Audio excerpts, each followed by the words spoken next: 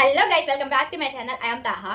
తిరుమలకి ఏ సీజన్లో వెళ్తే బాగుంటుంది, ఎలా వెళ్తే మనీ సేవ్ అవుతాయి, అక్కడికి వెళ్ళేటప్పుడు ఏమేమి తీసుకొని వెళ్ళాలి, 50 రూపీస్ రూమ్స్ ఎలా తీసుకోవాలి, తీసుకున్నాక వాటిలో ఎన్ని డేస్ స్టే చేయగలం, అక్కడ విజిట్ చేయడానికి ప్లేసెస్ ఏమైనా ఉన్నాయా, ఉంటే వాటికి ఎంట్రీ టికెట్స్ ఉన్నాయా, వీటి అన్నిటికీ ఆన్సర్స్ ఈ వీడియోలో మనం చూడబోతున్నాం. స్కిప్ చేయకుండా చూడండి. Let's go to the our Tirumala trip. తిరుమలకి వెళ్ళి చూసొద్దామని ఎన్నో రోజుల నుంచి అనుకుంటుంటే ఈ రోజైతే ప్లానింగ్స్ ఏం లేకుండా కావల్లో 11:30కి ట్రైన్ ఉందని మా ఊరు నుంచి 10కే స్టార్ట్ అయిపోయాం. ఇంకా ఇక్కడికి వచ్చేసరికి కంటిన్యూస్గా వర్షం పడుతూనే ఉంది. మాకు కావల్ నుంచి తిరుపతికి 75 రూపీస్ మాత్రమే ట్రైన్ టికెట్. మేము 5 మెంబర్స్ ఉన్నాం కాబట్టి 375 రూపీస్ అయితే అయింది. పెద్దలు నొప్పించకుండా లేచిపోయి పెళ్లి చేసుకుంటే లైఫ్ ఎంత దారుణంగా ఉంటుందో మా పరిస్థితి కూడా అలాగే అయింది. ప్లానింగ్స్ ఏం లేకుండా, రిజర్వేషన్ ఏం లేకుండా ఊపుకుంటూ బ్యాగులు వేసుకొని వచ్చేసాం. ఇక్కడ చూస్తే ట్రైన్స్ ఖాళీగా లేవు. ఇంకా ఏం చేద్దాం అనుకునే లోపే మా కోసం చెన్నై ఎక్స్ప్రెస్ అయితే వచ్చేసింది. కానీ దానిలో ఒక ట్విస్ట్ ఉంది. అది గూడూరు జంక్షన్ వరకే వస్తుంది. అందుకే మేమైతే గూడూరు జంక్షన్లో దిగాం. ఇక్కడ దిగాకే చూసాం అసలైన సినిమా. ఈ జంక్షన్ నుండి తిరుపతికి 3 ట్రైన్స్ 15 మినిట్స్ గ్యాప్లో ఉన్నాయి. అవి ప్లాట్ఫామ్ 1 మీదకే వస్తాయని వేర్ ఇస్ మై ట్రైన్ యాప్లో అయితే చూపించింది. సర్లేని ప్లాట్ఫామ్ 1 మీదే నించున్నాం. ఇంకా 2 మినిట్స్లో ట్రైన్ వస్తుంది అనుకునే లోపే చెవిలో ఒక పెద్ద అనౌన్స్మెంట్ వినిపించింది. తిరుపతి ఎక్స్ప్రెస్ थोड़ी देर में प्लेटफॉर्म 5 पे आ रही है అని. అది విన్నాక ఫ్యూజులు ఎగిరిపోయి పరిగెత్తుకుంటూ ప్లాట్ఫామ్ 5కి అయితే వెళ్ళాం. ట్రైన్లో నించోడానికి ప్లేస్ ఉన్నా కానీ సీట్స్ ఖాళీగా లేవని వేరే ట్రైన్ కోసం అయితే ఆశగా చూసాం. ఆశ కాస్త నిరాశ అయిపోయింది. ఆ 2 ట్రైన్స్ అయితే క్యాన్సిల్ అయిపోయాయి. ఇంకా ఒప్పుకున్న పెళ్లికి డప్పు తప్పుతుందా అన్నట్టు రావాలనిపించి టికెట్స్ తీసుకున్నప్పుడు ఎలాగోలా వచ్చేయాలిగా అని స్టేషన్లోనే 2 అవర్స్ నిద్రపోయి 5 o'clock ట్రైన్ ఎక్కితే 7 o'clock తిరుపతిలో పడ్డాం. మొదటిసారిగా ఈ అందాల వరల్డ్లో అడుగు పెట్టగానే పడిన కష్టమంతా మర్చిపోయాను. ఇంకా స్టేషన్లోనే బ్రష్ చేసి ఇన్స్టాగ్రామ్లో ఎవరో సోదిగాడు చెప్పిన మాటలు విని అవి నేను మా ఫ్యామిలీకి చెప్పి రైల్వే స్టేషన్ ముందే ఉన్న విష్ణు నివాసంకి అయితే తీసుకుని వెళ్ళా. కానీ అక్కడ చూస్తే టోకెన్స్ తప్ప టిఫిన్స్ లేవు. ఇంకా దాని పక్కనే ఉన్న టిఫిన్ సెంటర్కి వెళ్తే 3 వడలు నా చేతిలో పెట్టి 50 రూపాయలు తీసుకున్నాడు. ఇంకా మా అమ్మ, నాన్న, మా తమ్ముడు, మా అత్త వాళ్ళకి నచ్చినవి తినేసి టోటల్ 300 బిల్ పే చేసి ఒక జీప్ అయితే మాట్లాడుకొని తుర్రుమని తిరుపతి నుంచి తిరుమలకి మా జర్నీని స్టార్ట్ చేశాం. కొండలు ఆకాశాన్ని అందుకుంటే ఎలా ఉంటాయో ఈ జర్నీలో చూడొచ్చు. అండ్ మీకు చెప్పాల్సిన విషయాలు ఏంటి అంటే, మీరు కనుక తిరుమలకి రావాలి అనుకుంటే ఫస్ట్ మీ బ్యాగ్లో ఆధార్ కార్డ్ పెట్టుకోండి. జిరాక్స్ అయినా పర్లేదు. అండ్ నెక్స్ట్ ట్రైన్ ఎక్కండి. డైరెక్ట్ ట్రైన్ మాత్రమే ఎక్కండి మీ ఊరు నుంచి. అది రిజర్వేషన్ అయినా జనరల్ అయినా నేను మాత్రం వచ్చేటప్పుడు రిజర్వేషన్నే ప్రిఫర్ చేయండి అంటాను. ఎందుకంటే మేము ఫేస్ చేసిన ప్రాబ్లం ఇంకెవరు ఫేస్ చేయకూడదని. మాకైతే ఆ నైట్ నిద్రే లేదు. అటేమో ట్రైన్ రావట్లేదు, ఇటేమో దోమలు కుడుతున్నాయి, ఇంకో పక్క నిద్ర వస్తుంది. ఏం చేయాలో అర్థం కాలేదు. ఇంకా ఈ జర్నీని ప్రాపర్గా ఎంజాయ్ చేయలేకపోయాం. ఇలాంటి సిచ్యువేషన్ నా సబ్స్క్రైబర్స్కి రాకూడదని ఇన్నిసార్లు చెప్తున్నాను. ఇక తిరుపతిలో దిగాక తిరుమల వెళ్ళడానికి రైల్వే స్టేషన్ ముందే బస్ స్టాప్ ఉంటుంది. బస్ టికెట్ అయితే 90 రూపీస్. అదే ఏసీ బస్ అయితే 110 రూపీస్. అసలు బస్సే వద్దనుకుంటే జీప్ అయితే 120 రూపీస్. మీరు ఎక్కువ మెంబర్స్ ఉంటే నార్మల్ బస్సే తీసుకోండి. ఎందుకు అంటే 1 పర్సన్కి 30 రూపీస్ మిగులుతాయి. నార్మల్ బస్ కూడా ఏసీ బస్ లాగే ఉంటుంది ఆ చల్లగాలికి. అండ్ ఆ బస్ డైరెక్ట్గా తిరుమల బస్ స్టాండ్లో అయితే దింపొస్తుంది. బస్ స్టాండ్ నుంచి బయటికి వస్తే తిరుమల ఉచిత బస్సులు అయితే ఉంటాయి. అది ఎక్కితే డైరెక్ట్గా సిఆర్ఓ ఆఫీస్ దగ్గర దింపేస్తుంది. మేము వెళ్ళేటప్పుడు మాకు ఇవేం తెలీదు. సో మా డాడీ వాక్ చేసుకుంటూ ఆధార్ కార్డ్ పట్టుకొని సిఆర్ఓ ఆఫీస్ దగ్గరికి వెళ్ళారు. ఫైనల్గా టికెట్ ఇచ్చే టైంకి ఈ మనిషి ఎక్కడా అన్నారు. ఎందుకంటే మా డాడీ మా మదర్ ఆధార్ జెరాక్స్ అయితే తీసుకొని వెళ్ళారు. అది యాక్సెప్ట్ చేయరంట. ఎవరైతే క్యూలో నించుంటారో 50 రూపీస్ రూమ్ కోసం వాళ్ళ ఆధార్ జెరాక్స్ మాత్రమే కావాలి. దానితో పాటు మీ మొబైల్ నెంబర్ కూడా కావాలి.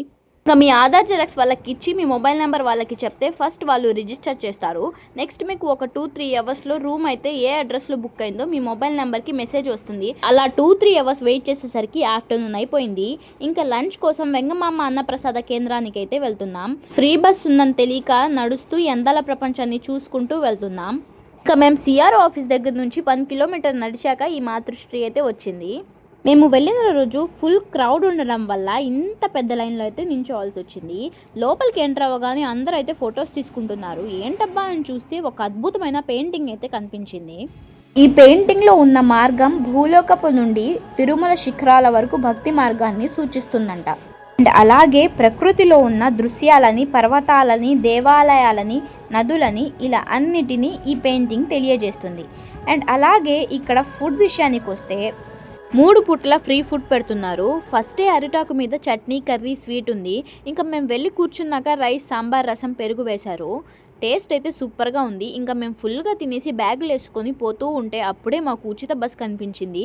అది ఎక్కి డైరెక్ట్గా సిఆర్ఓ ఆఫీస్ దగ్గరికి వెళ్ళి రూమ్ గురించి అడిగితే రూమ్ ఎప్పుడో బుక్ అయింది అన్నారు. కానీ మాకు మెసేజ్ రాలేదు, రీజన్ ఏంటి అని అడిగితే వాళ్ళు నెంబర్ రాంగ్గా టైప్ చేయడం వల్ల మాకు మెసేజ్ రాలేదంట. ఇంకా దానివల్ల మాకు 2 అవర్స్ అయితే వేస్ట్ అయ్యాయి.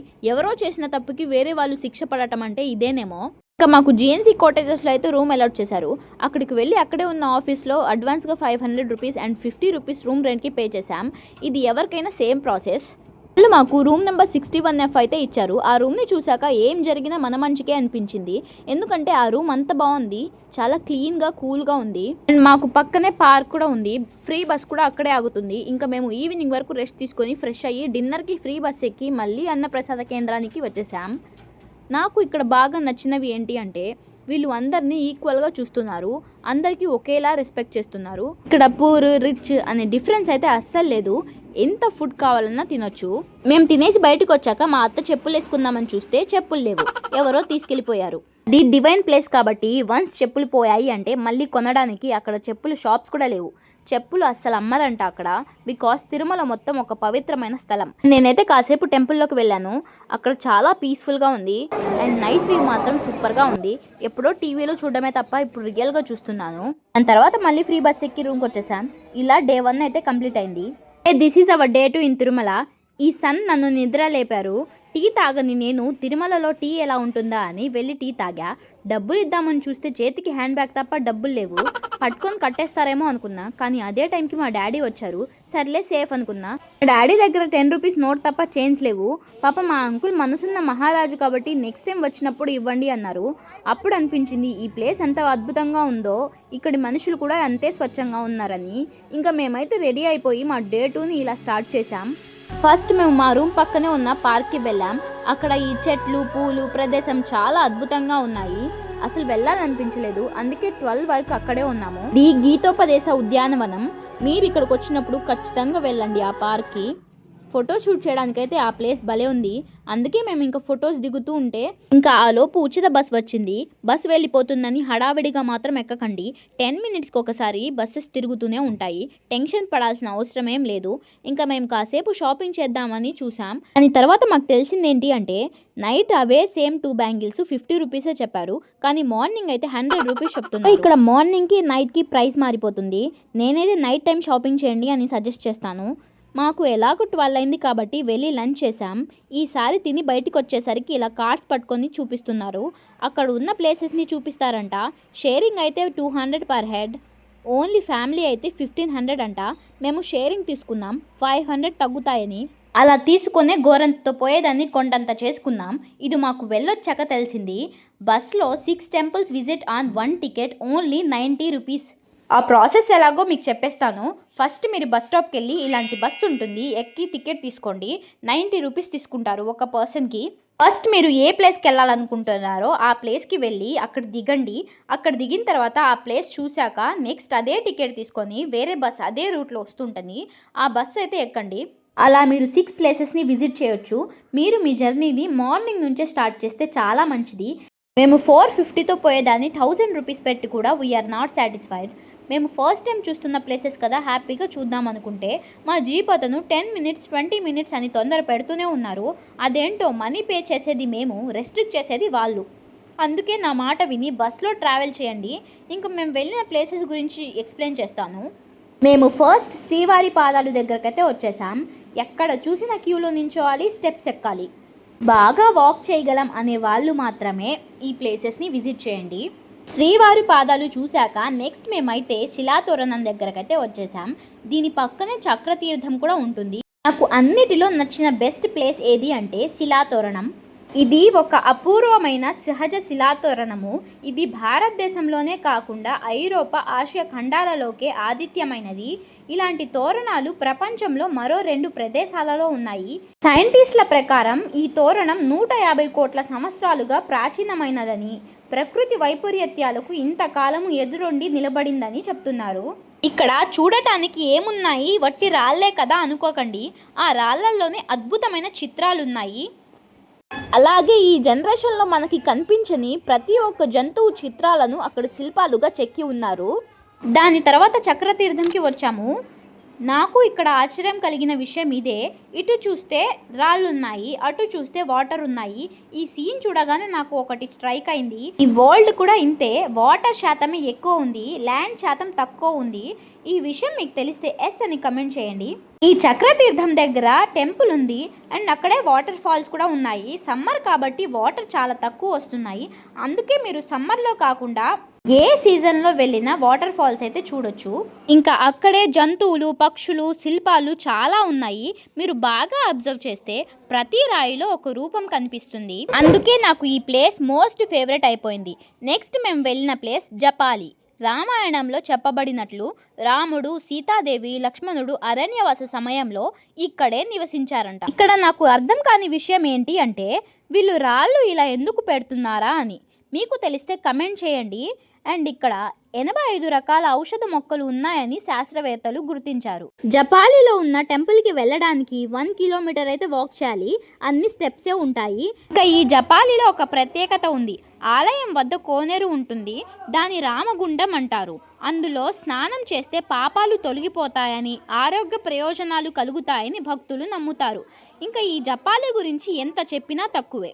ఇక్కడ ఉన్న వాతావరణం, పెద్ద పెద్ద చెట్లు, ఆ చెట్ల మధ్యలో గుడి, ఆ గుడిలో చిన్న విగ్రహం ఎప్పటికీ మర్చిపోలేనివి.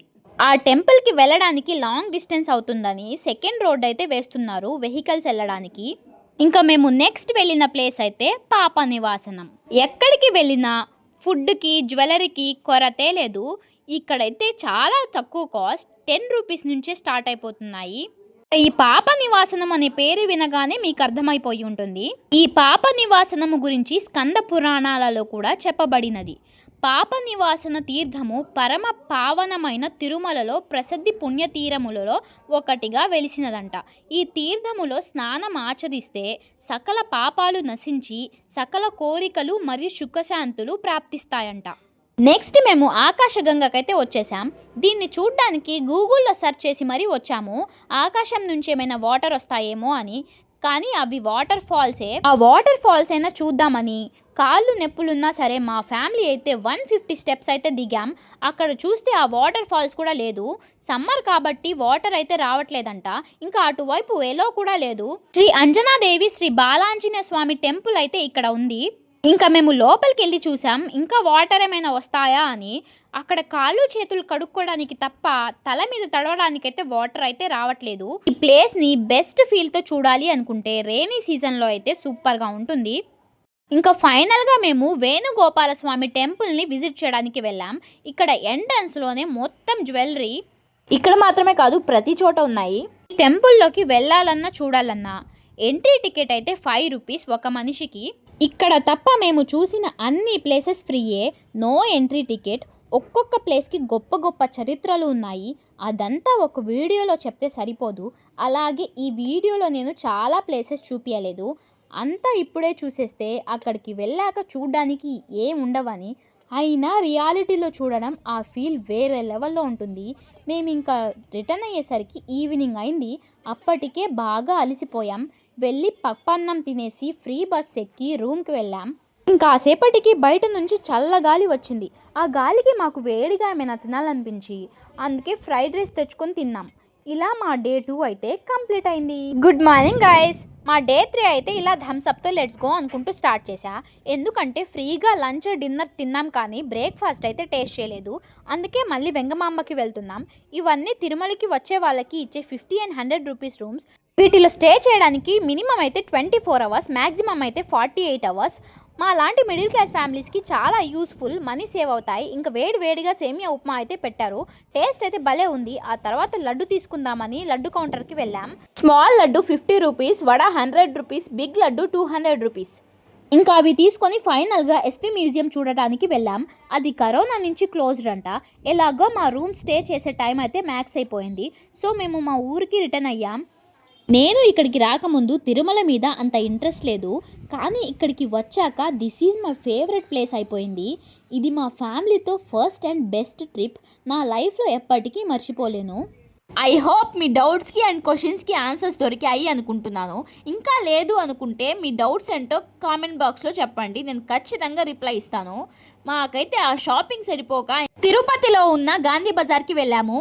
ఇది రైల్వే స్టేషన్ నుంచి 400 మీటర్స్ డిస్టెన్స్లో అయితే ఉంటుంది. మీకు ఒక విషయం చెప్పాలి, ఈ వ్లాగ్ని 15 మినిట్స్ అంత ఓపికగా చూసినందుకు thank you so much. Next వ్లాగ్తో మళ్ళీ కలుద్దాం. Until then bye bye.